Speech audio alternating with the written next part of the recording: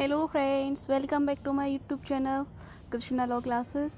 तो आज हम देखेंगे वर्ल्ड ज्योग्राफी के मोस्ट इम्पोर्टेंट एमसीक्यूज़ जो ना केवल अदर कॉम्पिटिटिव एग्ज़ाम्स के लिए इम्पोर्टेंट है और क्योंकि एपीओ की डेट भी डिक्लेयर कर दी गई है और एपीओ में वर्ल्ड ज्योग्राफी से क्वेश्चन आते हैं तो उसके लिए काफ़ी महत्वपूर्ण हो सकते हैं। तो चलिए स्टार्ट करते हैं।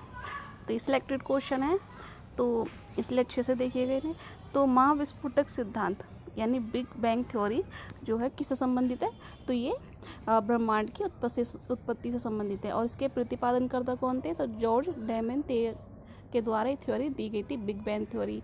और ये होती क्या है कि मतलब इनका कहना ये था कि जब बहुत सारे छोटे छोटे पिंड एक जगह इकट्ठे हो गए थे, ठीक है, और वो बहुत बड़ा गोला बन गया, बहुत भारी हो गया, तो उसमें एक विस्फोट हुआ और वो सारे पिंड अलग अलग बिखर गए, तो उसे ही बिग बैंग थ्योरी बोलते हैं। ठीक, और वह गैलेक्सी जिसमें हमारा सौरमंडल स्थित है तो कौन सी है? वेरी मोस्ट इंपॉर्टेंट है, तो वो है मंदाकिनी या आकाशगंगा, जिसे हम दुग्ध मेखला यानी मिल्की वे भी बोलते हैं।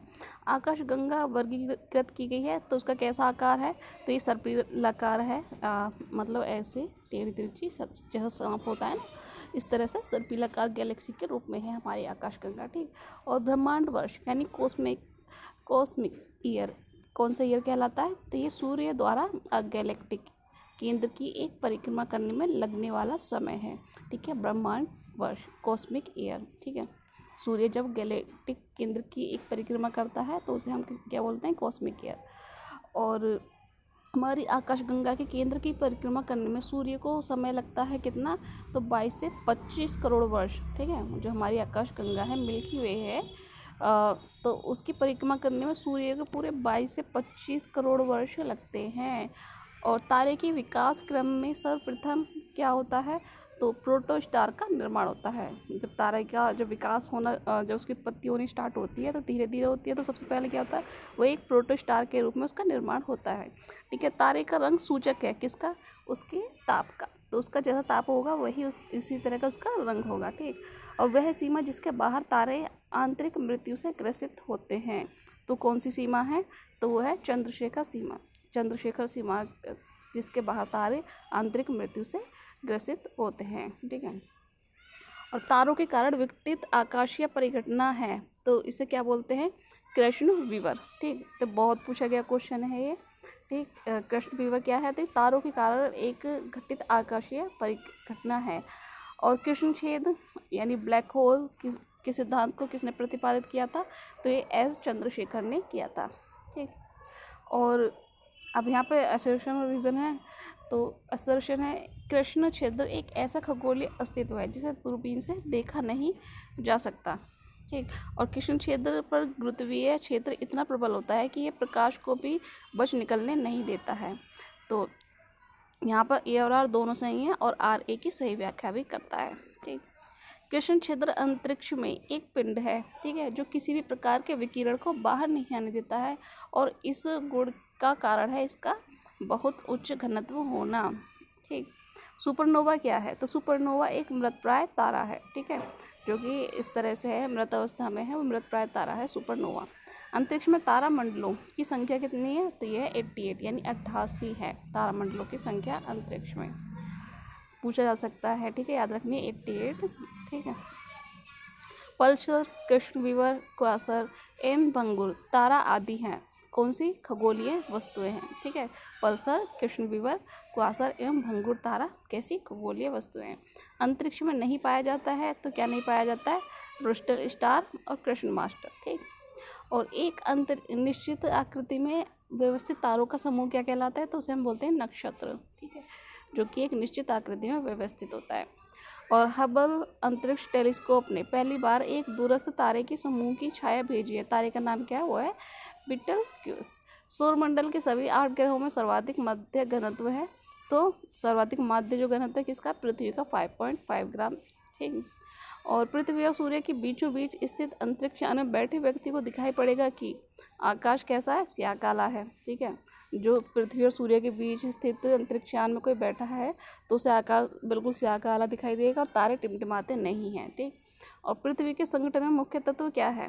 तो लोहा 35% है, ऑक्सीजन 30% है और सिलिकॉन 15% है। ठीक, प्रकाश वर्ष इकाई है किसकी? तो ये है दूरी की। ठीक, एक प्रकाश वर्ष में कितने ईयर होता है, तो 9.46 इंटू 1015 मीटर। ठीक, नेक्स्ट चलते हैं। तारों के मध्य दूरी ज्ञात करने की इकाई है तो वो है प्रकाश वर्ष। ठीक है, और यदि एक प्रेक्षक तारों को क्षितिज से लंबवत उड़ते देखता है तो वह अवस्थित होता है विषुवत रेखा पर। ठीक है, और जिस तारामंडल के तारे ध्रुव तारे की ओर संकेत करते हैं वह है, तो वह है सप्तऋषि। ठीक, अब आता है हमारा सौरमंडल। तो सौरमंडल का भाग नहीं है, तो निहारिका सौरमंडल का भाग नहीं है, और सूर्य हमारे सौरमंडल का केंद्र है और पृथ्वी उसकी परिक्रमा करती है। सर्वप्रथम प्रतिपादित किया था कोपरनिकस ने। देखिए पहले क्या था कि पृथ्वी को ही सौरमंडल का केंद्र माना जाता था, लेकिन कोपरनिकस ने इसको नेगलेक्ट किया और उन्होंने कहा कि नहीं, सौरमंडल का केंद्र सूर्य है। ठीक है, और सौरमंडल का निर्माण हुआ था 4.6 बिलियन वर्ष पूर्व। और हमारे सौर परिवार के संदर्भ में सही कथन क्या है, तो हमारे सौर परिवार के सभी ग्रहों में पृथ्वी कैसी है, सघनतम है। और सौरमंडल में ग्रहों की संख्या है कितनी, तो पहले ये तो 9 थी, लेकिन अगस्त 2006 से पूर्व ग्रहों की संख्या 9 थी, लेकिन उसके बाद से ये 8 मानी जाने लगी। ठीक है,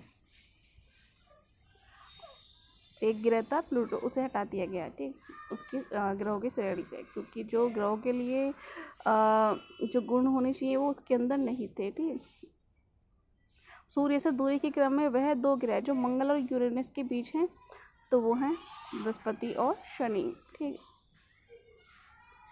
सूर्य से दूरी के क्रम में मंगल और यूरेनस के बीच बृहस्पति और शनि आता है। ठीक, और ग्रह सूर्य से दूरी के बढ़ते क्रम में सही व्यवस्थित है, तो सबसे पहले बुध, फिर शुक्र, पृथ्वी, मंगल, बृहस्पति, शनि, यूरेनस और नेपच्यून। ठीक,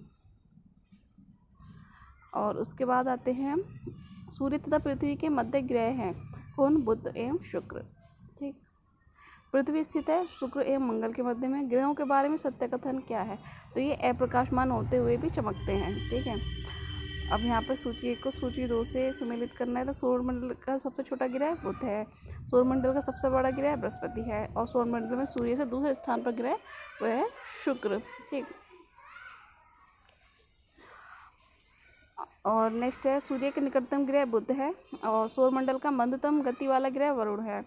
आकार के अनुसार घटते क्रम में ग्रहों की संख्या की स्थिति है बृहस्पति, शनि, यूरेनस और पृथ्वी। ठीक है, सबसे बड़ा बृहस्पति, फिर शनि, फिर यूरेनस यानी अरुण, फिर पृथ्वी। हाइड्रोजन, हीलियम तथा मीथेन प्रमुख गैसें हैं जो विद्यमान होती हैं कहाँ पर, बृहस्पति, शनि तथा मंगल ग्रह पर। ठीक, गोल्डीलॉक्स जोन शब्द का संदर्भ है भूपृष्ठ के ऊपर वास योग्य मंडल की सीमाएं। गोल्डीलॉक्स जोन शब्द का संदर्भ है। ठीक है, भूपृष्ठ के ऊपर वास योग्य मंडल की सीमाएं या आवासीय क्षेत्र। यहाँ पर सही सुमेलित करना था, तो ग्रह यूरेनस उपग्रह चंद्रमा। ठीक है, चंद्रमा किसका उपग्रह है, पृथ्वी का। ठीक है, और यूरेनस यानी तो है ही ग्रह। उछल तारा हेली, और कृत्रिम उपग्रह मेराइनर। सूर्य में उपस्थित पदार्थ होते हैं तो गैस और प्लाज्मा के रूप में। ठीक है, और सूर्य की ऊर्जा उत्पन्न होती है नाभिकीय संलयन द्वारा। और हीरक वलय, ठीक है, डायमंड रिंग एक दृश्य है जिसे देखा जा सकता है केवल पूर्णतः पथ चिन्ह के परिधीय क्षेत्रों पर। ठीक है, जो हीरक वलय यानी डायमंड रिंग है, इसे कहाँ देखा जाता है, पूर्णतः पथ चिन्ह के परिधीय क्षेत्रों पर। सूर्य ग्रहण होता है तो कब, न्यू मून डे यानी प्रतिपदा को। प्रत्येक सूर्य ग्रहण होता है केवल अमावस्या के दिन, और सूर्य ग्रहण होता है चंद्रमा जब पृथ्वी व सूर्य के बीच आती है। ठीक, और खग्रास यानी पूर्ण सूर्य ग्रहण केवल सीमित भूक्षेत्र में ही दिखाई पड़ता है। तो पृथ्वी के अनुप्रस्थ परिच्छेद की तुलना में पृथ्वी पर पड़ने वाले चंद्रमा की छाया का आकार छोटा होता है, और सूर्य का प्रभा मंडल प्रकाश के अपवर्तन से उत्पन्न होता है पश्चात मेघों के हिम स्फटिकों में। जो सूर्य का प्रभा मंडल यानी हालो प्रकाश के अपवर्तन से क्या उत्पन्न होता है, पक्षाप मेघों के हिम स्फटिकों में। एक खगोलीय एकक यानी 1 एस्ट्रोनॉमिकल यूनिट औसत दूरी है किसकी, पृथ्वी और सूर्य के बीच की। ठीक, एक खगोलीय एकक। और सूर्य और पृथ्वी के बीच औसत दूरी कितनी है, 150 गुणा 10⁶ सूर्य से पृथ्वी की दूरी 149.6 मिलियन किलोमीटर। और पृथ्वी सूर्य से निकटतम दूरी पर होती है कब? 3 जनवरी को सबसे पास होती है सूर्य के पृथ्वी, ठीक। और सूर्य का आकार पृथ्वी से बड़ा है तो ये 109.2 गुना, ठीक। नेक्स्ट हमारा ग्रह है बुध। तो वह ग्रह जो सबसे कम समय में सूर्य का चक्कर लगाता है बुध है 87.96 डेज में। अब इसे 88 डेज ही माना जाता है। 2 ग्रह जिनके उपग्रह नहीं है वह हैं बुध और शुक्र। सत्याकथन क्या है? किसी पिंड का एल्बिडो परावर्तित प्रकाश में देखने पर उसकी चक्षुष धुरी निर्धारित करता है। सौरमंडल का सर्वाधिक गर्म ग्रह शुक्र है। इवनिंग स्टार किसे कहते हैं? शुक्र को कहते हैं, ठीक। और वह ग्रह जिसको भोर का तारे के नाम से जाना जाता है वो शुक्र ही है। और अब एसोसिएशन और रीजन है, शुक्र ग्रह पर मानव जीवन का होना अत्यधिक असंभाव्य है, बिल्कुल सही है। और शुक्र के वायुमंडल में कार्बन डाइऑक्साइड का अत्यधिक उच्च स्तर है, तो ये भी सही है। तो ए और आर दोनों सही है, आर ए की सही व्याख्या है। पृथ्वी की जुड़वा बहन कहे जाने वाले ग्रह का नाम क्या है? तो वो है शुक्र। और मैगलन अंतरिक्ष यान भेजा गया था तो भेजा था शुक्र के लिए, ठीक। नेक्स्ट है पृथ्वी हमारा स्टार्ट होता है। तो पृथ्वी कैसी है? गोलाकार है। सर्वप्रथम किसने कहा था? ये अरस्तु ने। एक जीवधारी के रूप में पृथ्वी का वैज्ञानिक नाम है ग्रीन प्लैनेट, ठीक। और पृथ्वी का व्यास कितना है? 12,756 किलोमीटर। और एसर्शन और रीजन आ गए। पृथ्वी पर एक स्थान से बढ़ते हुए अक्षांश वाले दूसरे स्थान पर किसी वस्तु का वजन घटता है, ठीक है। और पृथ्वी एक परिशुद्ध गोला नहीं है, ये गलत है, किंतु आर सही है, ठीक है। जो बिल्कुल परिशुद्ध गोला नहीं है पृथ्वी। और पृथ्वी पर एक स्थान से बढ़ते हुए अक्षांश वाले दूसरे स्थान पर किसी वस्तु का वजन घटता नहीं, बढ़ता है, ठीक। और पृथ्वी के तरल अभ्यंतर आउटर कोर के समान चंद्रमा का अभ्यंतर है कैसा? श्यान द्रव। भूपर्पटी में बहुतायत से पाया जाने वाला रासायनिक तत्व कौन सा है? तो वो है ऑक्सीजन। पृथ्वी तक पहुंचने के लिए सूर्य से चला प्रकाश समय लेता है लगभग 8 मिनट 17 सेकंड का। वह तारा जो पृथ्वी के सर्वाधिक समीप है तो वह है सूर्य। पृथ्वी का निकटतम ग्रह शुक्र है। और पृथ्वी को सूर्य की परिक्रमा करने में लगते हैं लगभग 365.25 डेज। अपनी परिक्रमा पथ में पृथ्वी लगभग माध्य वेग से सूर्य का चक्कर लगाती है, वह है 29.8 किलोमीटर प्रति सेकेंड से, ठीक है। और पृथ्वी परिभ्रमण करती हुई प्रति मिनट करीब करीब दूरी तय कर लेती है कितनी? 27.83 किलोमीटर। पृथ्वी का परिक्रमण धुरी यानी ध्रुवीय दूरी सदा झुकी होती है तो दीर्घवृत्तीय धुरी से 23.5 डिग्री पर। सत्य कथन है कि पृथ्वी की चुंबकीय विषुवत रेखा दक्षिण भारत में तुम्बा से गुजरती है। और पृथ्वी के अक्ष के उत्तरी सिरे को उत्तरी ध्रुव भी कहते हैं, ठीक है। और पृथ्वी के अक्ष की ये समांतरता है, ठीक। दिन रात जिस कारण होते हैं वह भू परिभ्रमण काल है, ठीक है। जब दिन और रात की अवधि बराबर होती है तो सूर्य की किरणें सीधे पड़ती हैं भूमध्य रेखा पर, ठीक। और नेक्स्ट है मौसम बदलने का कारण है पृथ्वी का सूर्य के चारों ओर चक्कर लगाना है अपने अक्ष पर झुकी होना, ठीक। और पृथ्वी के पृष्ठ पर किसी विशेष बिंदु पर विचार कीजिए। दिन में उदाहरण दिल्ली शहर में दिन में दोपहर 12 बजे वहाँ का तापमान सर्दियों की अपेक्षा गर्मियों में सामान्यतः अधिक होगा, क्योंकि पृथ्वी पर गिरने वाली सूर्य की किरणें सर्दी में पृथ्वी की पृष्ठ की दिशा में अधिक झुकी होती है।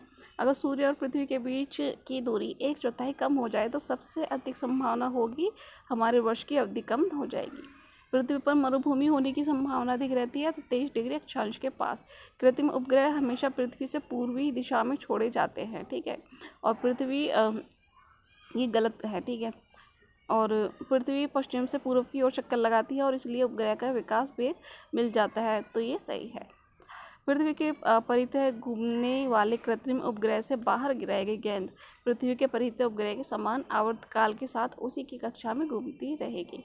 पृथ्वी ग्रह की संरचना में पावर मेंटल के नीचे क्रोड बना होता है लो और निकेल से। विश्व पृथ्वी दिवस मनाया जाता है तो 22 अप्रैल को मनाया जाता है। एक ग्रह अब मंगल पर आ जाते हैं। एक ग्रह के दिन का मान और उसके अक्ष का झुकाव लगभग पृथ्वी के दिन मान और झुकाव के समतुल्य है, सही है। तो ये मंगल ग्रह के विषय में, ठीक है। तो यह एक दिन ग्रह के दिन का मान और उसके अक्ष का झुकाव लगभग पृथ्वी के दिन और मान के झुकाव के बराबर भी होता है। इसका मंगल ग्रह का पृथ्वी द्वारा सूर्य की परिक्रमा की समयावधि की तुलना में मंगल ग्रह द्वारा सूर्य की परिक्रमा की समयावधि कब है तो गलत है, और मंगल ग्रह का व्यास पृथ्वी के व्यास की तुलना में कब है ये सही है। ठीक, मंगल पर जीवन की उपस्थिति के लिए वह अवस्था जो सबसे सुसंगत है वो है बर्फ क्षेत्रकों और हिमशीतल जल की उपस्थिति। ठीक, पृथ्वी के अलावा अन्य जीवन की संभावना है क्योंकि वहाँ का पर्यावरण जीवन के लिए बहुत अनुकूल है। तो ये यूरोपा यानी बृहस्पति का उपग्रह। फिनिक्स मार्स लैंडर मंगल ग्रह की सतह पर उतरा था 25 मई 2008 को। तो ये था आज का हमारा सेशन। आई होप आपको वीडियो पसंद आया होगा।